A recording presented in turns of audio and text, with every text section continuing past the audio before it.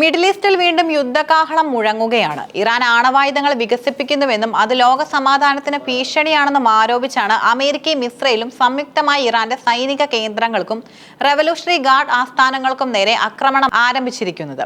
എന്നാൽ ഈ യുദ്ധത്തിന് പിന്നിലെ യഥാർത്ഥ ലക്ഷ്യം കേവലം ആണവ ആയുധങ്ങളോ അല്ലെങ്കിൽ ഇറാനിലെ ഭരണമാറ്റമോ ആണോ?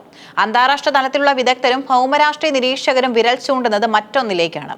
ഈ സംഘർഷം യഥാർത്ഥത്തിൽ ചൈനയെ തളയ്ക്കാനും ലോകത്തിന്റെ വിതരണ ശൃംഖലയെ നിയന്ത്രിക്കാനുമുള്ള അമേരിക്കയുടെ മാസ്റ്റർ പ്ലാൻ ആണെന്ന് വ്യക്തമാക്കുന്ന നിരവധി വസ്തുതകൾ പുറത്തു വരുന്നുണ്ട്.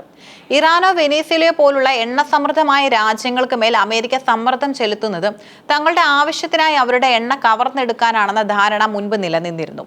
എന്നാൽ പുതിയ സാഹചര്യങ്ങൾ ഈ വാദത്തെ പൂർണ്ണമായും തള്ളിക്കളയുന്നു. അമേരിക്കയുടെ ഊർജ്ജ സ്വയം പര്യാപ്തത. ഇന്ന് അമേരിക്ക കേവലം ഒരു പെട്രോളിയം ഉപഭോക്താവല്ല, മറിച്ച് ലോകത്തിലെ ഏറ്റവും വലിയ എണ്ണ കയറ്റുമതി രാജ്യങ്ങളിൽ ഒന്നാണ്.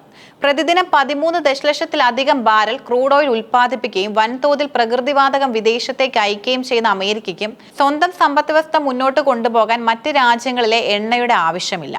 എണ്ണ കൈക്കലാക്കുന്നതിനേക്കാൾ ആഗോള ഊർജ്ജ പ്രവാഹത്തെയും ലോജിസ്റ്റിക് ശൃംഖലയും നിയന്ത്രിക്കാനാണ് അമേരിക്കൻ തന്ത്രം മുൻഗണന നൽകുന്നത്. ആരെണ്ണ വിൽക്കുന്നു എന്നതിനേക്കാൾ ആർക്കെണ്ണ ലഭിക്കുന്നു എന്ന് തീരുമാനിക്കാനുള്ള അധികാരം കൈക്കലാക്കുകയാണ് അമേരിക്കയുടെ ലക്ഷ്യം. അഡ്മിറൽ സുൻ സീൻ ജപ്പാന്റെ വിതരണ കപ്പലുകളെ കടലിൽ വെച്ച് തകർത്ത് അദ്ദേഹം കൊറിയയെ സംരക്ഷിച്ചു. നെപ്പോളിയന്റെ പതനം റഷ്യൻ സൈന്യം നടപ്പിലാക്കിയ സ്കോർച്ച്ഡ് എർത്ത് പോളിസി മൂലം വിതരണ ശൃംഖലയെ തകർത്ത് നെപ്പോളിയന്റെ കൂറ്റൻ സൈന്യം നശിച്ചുപോയി. ഇന്ന് ചൈനയ്ക്ക് നേരെ അമേരിക്ക പ്രയോഗിക്കുന്നതും ഇതേ ലോജിസ്റ്റിക്സ് ഉപരോധമാണ്.